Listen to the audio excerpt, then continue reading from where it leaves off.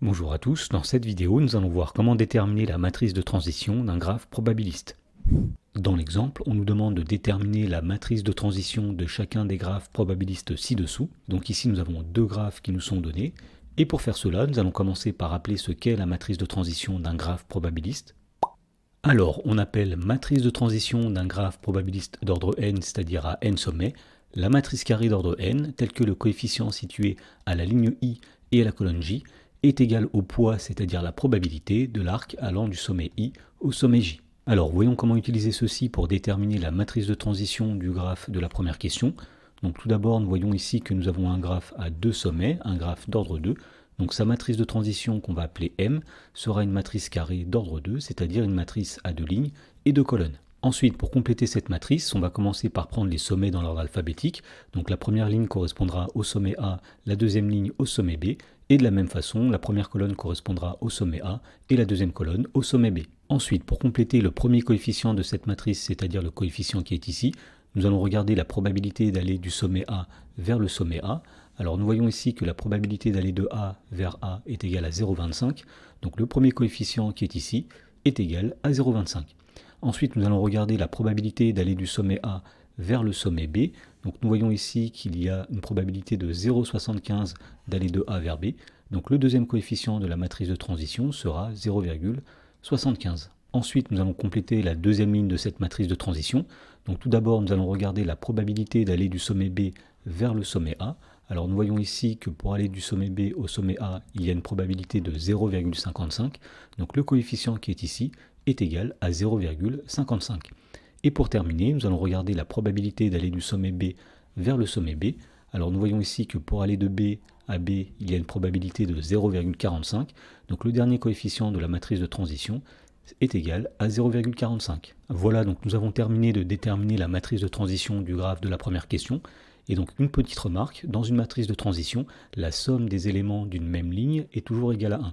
Et effectivement, nous voyons dans la première ligne que 0,25 plus 0,75 est égal à 1, et dans la deuxième ligne, 0,55 plus 0,45 est égal à 1 aussi.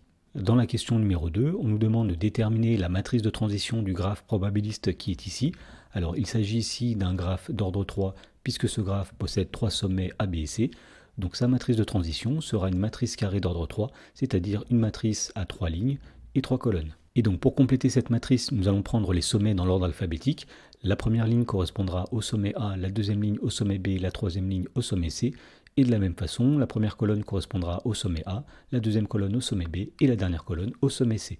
Alors, commençons par déterminer le premier coefficient de cette matrice, et pour cela, on va chercher la probabilité d'aller du sommet A vers le sommet A. Alors, on voit que pour aller du sommet A au sommet A, on a une probabilité de 0,2, donc le premier coefficient de la matrice de transition est 0,2. Ensuite, on va regarder la probabilité d'aller du sommet A vers le sommet B. Nous voyons ici que la probabilité d'aller de A vers B est égale à 0,3, donc le coefficient suivant est égal à 0,3. Et enfin, on va regarder la probabilité d'aller du sommet A vers le sommet C.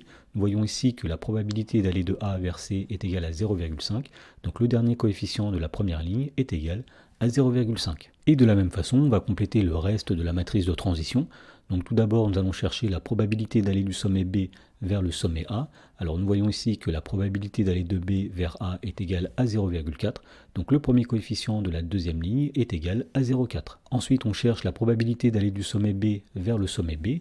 Ici, nous voyons que la probabilité d'aller de B en B est égale à 0,4. Donc le deuxième coefficient de la deuxième ligne est égal à 0,4. Et enfin, on va chercher la probabilité d'aller du sommet B vers le sommet C. Ici, nous voyons que la probabilité d'aller de B à C est égale à 0,2.